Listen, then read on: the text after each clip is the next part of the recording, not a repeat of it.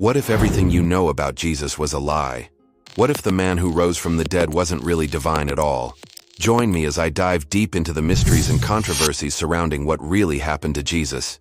You might think you already know the story. Jesus, a Jewish preacher and healer in first-century Roman-occupied Palestine, was crucified by the Romans for claiming to be the Messiah. But there are many who believe his death was a hoax, and he never really died. Some say he faked his own death and spent his remaining days in hiding. Others claim he was never put to death at all, but the truth is far more sinister than any of those theories. It is March 29th, 33 AD.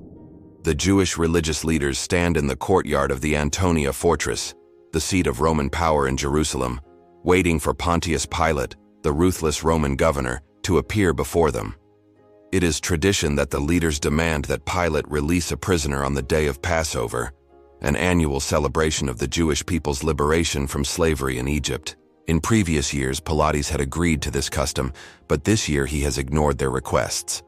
And now the crowd is growing restless. When he finally appears, they demand that he release Barabbas, a Jewish rebel leader who has been imprisoned for sedition. But instead, Pilates condemns Jesus, a Jewish preacher who has been accused of blasphemy, to death. This is the story of Jesus as it is told in the four canonical Gospels, Matthew, Mark, Luke, and John, which form part of the New Testament of the Christian Bible. But this version of events leaves many unanswered questions. For example, why did Pilates agree to execute Jesus? Jesus had never committed an offense against the Roman state. Why did the Jewish leaders want Barabbas released? And why does the story change when we look at other sources? Let's start with the last question.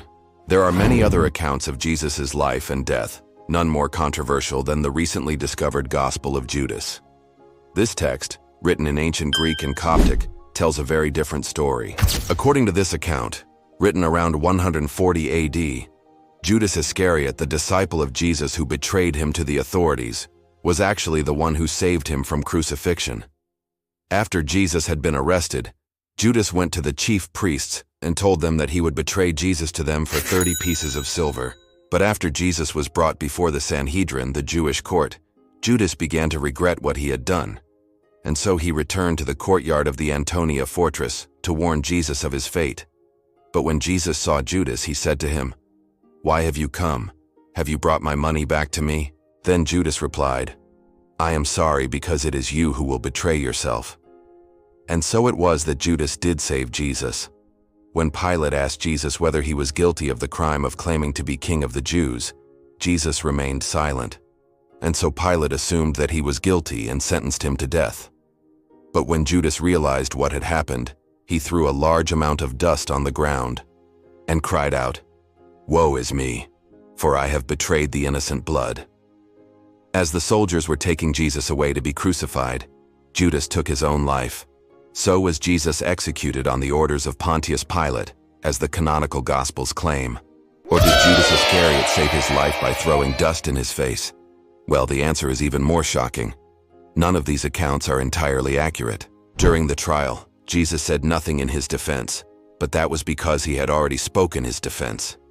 He had proclaimed his innocence when he healed the blind and the lame, when he fed the hungry and the outcast, and when he taught the people about the kingdom of God.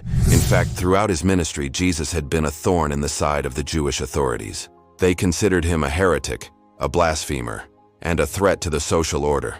So while he was accused of claiming to be king of the Jews, the real reason the Jewish leaders wanted him dead was because he had broken their laws and traditions. They handed him over to the Romans not because they hated him, but because they feared him. But then why did Pontius Pilate agree to execute him? Well, he didn't.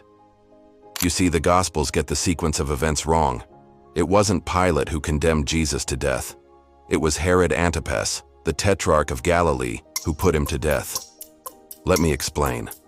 When the Jewish leaders brought Jesus before the Sanhedrin, they did not have the authority to put him to death. That authority rested with the Roman prefect. So they brought him before Herod Antipas, who was visiting Jerusalem at the time.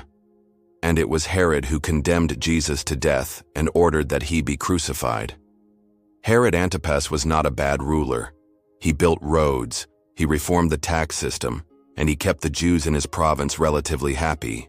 But he was ambitious, and he wanted to become king of all Judea. To achieve that goal, he needed the support of Rome, and so he kept a low profile and did not interfere in matters of religion. But Jesus was different. He was a firebrand who challenged the status quo. He spoke out against the hypocrites and the Pharisees, and he claimed that the kingdom of God was at hand. Herod saw this as a threat to his authority, and so he condemned Jesus to death. Archaeological evidence confirms that the Jews did not crucify Jesus. If they had, there would have been bones. But there are no bones. There is no physical evidence that Jesus was ever crucified.